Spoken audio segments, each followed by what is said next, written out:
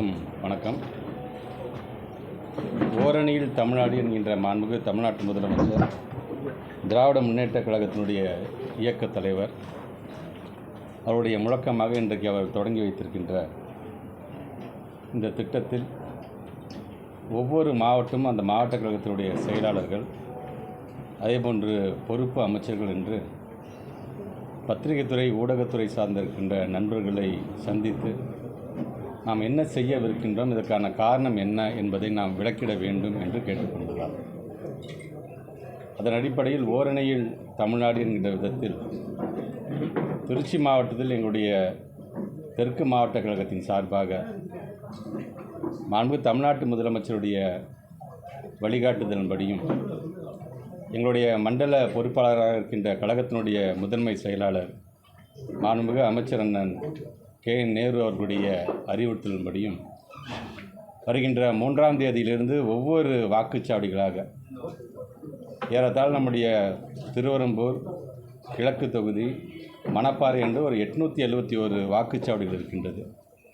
ஒவ்வொரு வாக்குச்சாவடிகளாக அந்த பகுதியை சார்ந்திருக்கின்ற BLA 2, BDA என்று சொல்லக்கூடிய பூத் டிஜிட்டல் ஏஜென்ட், அதன் பிறகு ஒரு இளைஞர், அதேபோன்று மகளிரை சார்ந்திருக்கின்றவர்கள் என்றும் அந்த பகுதியை சார்ந்திருக்கின்ற கட்சி நிர்வாகிகளோடு ஒவ்வொரு வீடாக சாதி, மதம், கட்சி வேறுபாடு எதுவுமே இல்லாமல் அனைத்து வீடுகளுக்கும் நேரடியாக சென்று அரசாங்கத்தினுடைய திட்டங்களை எடுத்து சொல்கின்ற விதத்திலும், அதேபோன்று தலைமையிலிருந்து எங்களுக்கு வழங்கியிருக்கக்கூடிய சில கேள்விகள், நான் ஏற்கனவே சொன்னபோல் அந்த பூத் லெவலில் அந்த டிஜிட்டல் ஏஜென்ட்னு இருக்காங்களா, அவங்க இன்றைக்கி ஒரு செயலி மூலமாக அவங்க ஃபோனில் பார்த்திங்கன்னா அதுக்கான செயலிகள் பதிவேற்றம் செய்யப்பட்டிருக்கும்.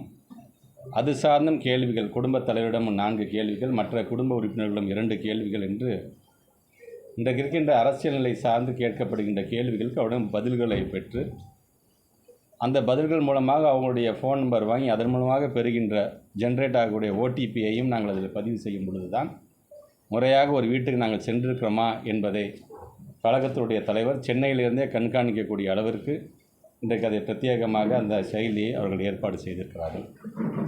அந்த விதத்தில் தான் மண், மொழி, மானம் காக்க இந்த ஓரணியில் தமிழ்நாடு என்கின்ற விதத்தில் எங்களுடைய முதல் குறிக்கோளே தமிழர்களாக, தமிழ் இனமாக நாம் ஓரணியில் சேர வேண்டும் என்பதுதான். எங்களுடைய 2ஆம் பட்சம்தான் அதில் விருப்பம் உள்ளவர்கள் திராவிட முன்னேற்றக் கழகத்தில் நீங்கள் உறுப்பினர்களாக சேரலாம் என்று விருப்பப்பட்டால் சேர்ந்து கொள்ளலாம் என்கின்ற விதத்தில் அதை நாங்கள் தயார் செய்திருக்கின்றோம். அப்படி ஒவ்வொரு வீட்டிலும் நாங்கள் அவர்களுடன் பேசி அவர்களுடைய அனுமதியை பெற்று இது போன்ற ஸ்டிக்கர்கள் ஆங்காங்கே அந்த கதவுகளே ஒட்டப்பட வேண்டும் என்று கேட்டிருக்கிறார்கள். அதேபோன்று ஒவ்வொருவருக்கும் இது போன்ற ஒரு பாக்கெட் கேலண்டர், ஒரு ஆண்டு கேலண்டர் வழங்கப்பட வேண்டும் என்று சொல்லியிருக்கிறார்கள். அது இல்லாமல் இந்த BLA 2 போகக்கூடியவர்கள் இது போன்ற கேள்விகள், நான் சொன்ன மாதிரி கிட்டத்தட்ட ஒரு 6 கேள்விகள் அடங்கி அந்த கேள்விகள் சார்ந்தும் அவங்களுக்கு நான் விளக்கமாக தருகின்றேன். 6 கேள்விகள் சார்ந்தும் அவர்களிடம் கேள்விகள் கேட்டு பதிலை ஆம் இல்லை என்ற பதிலை பெற்று இதில் விருப்பம் உள்ளவர்கள், இதில் எல்லாத்துக்குமே ஆம் என்று வந்தாலே அவர்கள் ஆட்டோமேட்டிக்காக ஓரணியில் அவர்கள் சேர்ந்ததாகத்தான் கணக்கு. அப்படி சேர்ந்ததுக்கு பிறகு அவரிடம் விருப்பத்தை கேட்கிறோம், நீங்கள் திராவிட முன்னேற்றக் கழகத்தில் உறுப்பினராக சேர விரும்புகிறீர்களா என்று கேட்டு அதையும் பதிவு செய்கின்ற அளவுக்கு.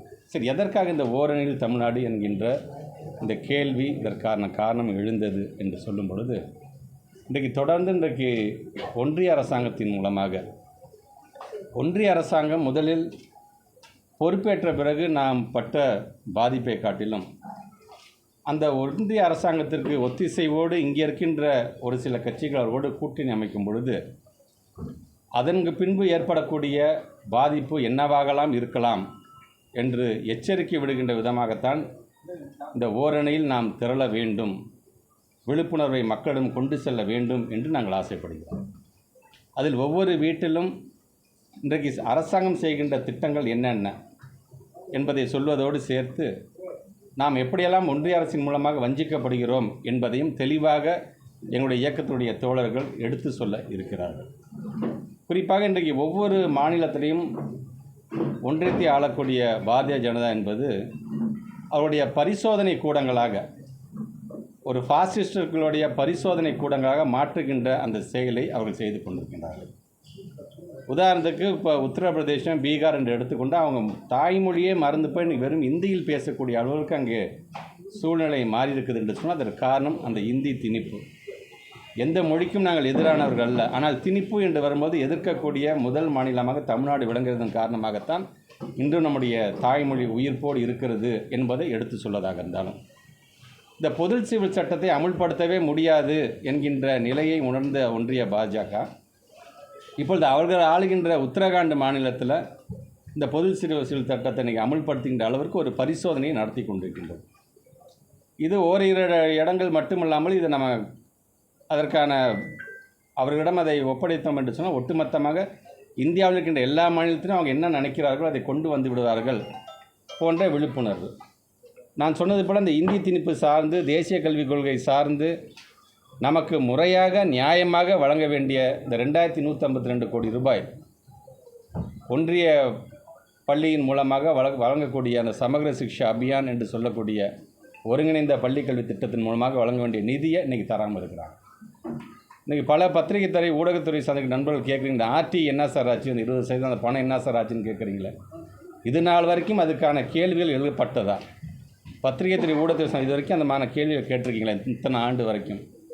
இப்பொழுது நாம் அதை கேட்கக்கூடிய சூழ்நிலையை மாணவர் சார்ந்து இன்றைக்கி அக்கறையோடு நாம் எல்லாம் பேசி கொண்டிருக்கோம் என்று சொன்னால், நியாயமாக ஒவ்வொரு ஆண்டும் விடுவிக்கப்பட்ட அந்த போன்ற நிதிகள் இன்றைக்கி நிறுத்தப்பட்டிருக்கு. நான் என் துறை சார்ந்து என்பதற்காக இது ஒன்றை நான் சொல்கின்றேன்.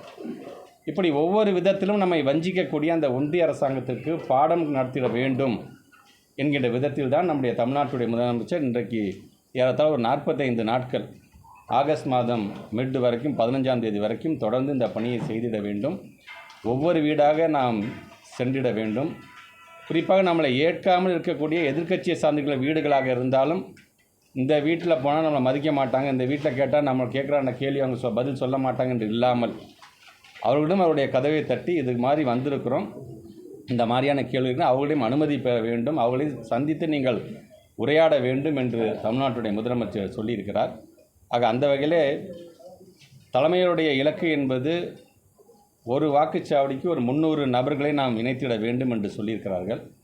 அதனால் வெறும் அந்த 300 பேரை மட்டும் பார்த்துட்டு வந்துடாமல் அந்த வாக்குச்சாவடி 800 பேரோ 1000 பேரோ அல்லது தேர்தல் ஆணையம் நிர்ணயித்தது போல் 1200 பேர் இருந்தாலும் ஒவ்வொரு குடும்பத்திற்கும் சென்று அரசாங்கத்துடைய திட்டத்தை நாம் சொல்லிவிட வேண்டும் என்கின்ற விதத்தில் தான் நாங்கள் செல்லவிருக்கின்றோம். ஆக நம்முடைய தமிழ்நாட்டினுடைய திட்டங்களை எடுத்து சொல்வதும், நாம் எந்த அளவுக்கு வஞ்சிக்கப்படுகிறோம் என்பதை எடுத்து சொல்வதற்குமான ஒரு மிகப்பெரிய ஒரு திட்டமாக, ஒரு இயக்கமாக, மீண்டும் சொல்கிறேன், முதலில் ஓரணியில் தமிழர்களாக அனைவரும் இணைய வேண்டும் என்பதுதான் முதல் இலக்கு. இரண்டாவது பட்சம்தான் அவர்கள் விருப்பப்பட்டால் திராவிட முன்னேற்றக் கழகத்தில் உறுப்பினராக சேரலாம் என்கிற விதத்தில் இது நடைபெற இருக்கின்றது. 45 நாட்கள் முடிவடைந்த பிறகு ஆகஸ்ட் மாதம் நம்முடைய தலைமைக் கழகத்தினுடைய அறிவுறுத்தலின்படி அது ஒரு மிகப்பெரிய ஒரு கொண்டாட்டமாக, ஒவ்வொரு மாவட்டம் எவ்வளவு சேர்த்திருக்கிறது என்பதை நிரூபிக்கின்ற விதம், அதை அந்த பொதுக்கூட்டத்திலே அதை பறைசாற்றுகின்ற விதமாக எத்தனை பேரை சேர்த்திருக்கோன்னு சொல்லுகின்ற அளவிற்கு ஒரு மிகப்பெரிய கொண்டாட்டமாக இது இருந்திட வேண்டும் என்கின்றும் சொல்லியிருக்கிறார்கள். இன்றைக்கு தமிழ்நாட்டு முதலமைச்சர் அதை தொடங்கி வைத்திருக்கார். நாளை மாவட்டத்திற்கு ஓர் இடத்தில் ஒரு மிகப்பெரிய பொதுக்கூட்டத்தின் மூலமாக விழிப்புணர்வை ஏற்படுத்த வேண்டும் என்று சொல்லியிருக்கிறார்கள். நாளை நம்முடைய காமராஜர் ஐயா அவருடைய சிலைக்கு அருகில் அதுக்கான கூட்டங்கள் நம்முடைய கழகத்தினுடைய முதன்மை செயலாளருடைய தலைமையிலும் சிறப்புரையாற்றுவதற்கும் பேச்சாளர்கள் வரவிருக்கிறார்கள் என்பதையும் தெரிவித்துக் கொள்கிறோம்.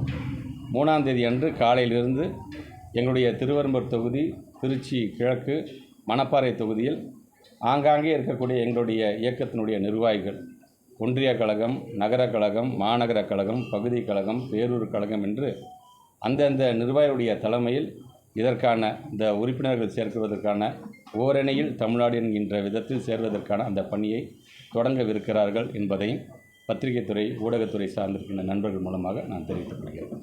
சார், இப்போ தெற்கில் எவ்வளோ பேர் இருப்பாங்க சார்? திமுக உறுப்பினர்கள் எவ்வளோ இருக்காங்க? ஏற்கனவே ஒரு லாஸ்ட் இயர் பார்த்திங்கன்னா எங்களுக்கு ஒரு தொகுதிக்கு 50,000 பேரை சேர்க்க வேண்டும் என்று சொல்லி நம்ம ஏற்கனவே இந்த ஓஎம்ஆர் ஷீட் மூலமாக நான் நிரப்பி கொடுத்துருக்கோம். நாங்கள் இப்பொழுது உங்களுக்கே தெரியும், மகளிர் உரிமை தொகையின் மூலமாகவும், புதுமை பெண் தமிழ் புதல்வன் திட்டத்தின் மூலமாகவும், பல்வேறு சுய உதவிக்குழுக்கள் திட்டம் மூலமாகவும், ஏன் விடியல் பயணம் என்பதன் மூலமாக பல்வேறு விதமான பெண்கள் பயன்பெற்ற திட்டத்தின் மூலமாகவும் இன்னும் மக்களை சந்தித்து பேசும்பொழுது இந்த நாங்கள் 50,000 என்று சொல்கிறோம் இல்லையா ஒவ்வொரு தொகுதிக்கும், அது அதிகப்படியாக பொதுமக்கள் இணைகின்ற அளவிற்கு ஒரு மிகப்பெரிய ஒரு வாய்ப்பாக அமையும் என்கிற விதத்தில் தான் இந்த பயணத்தை நாங்கள் பெரும் நம்பிக்கையோடு நாங்கள் தொடங்க இருக்கின்றோம்.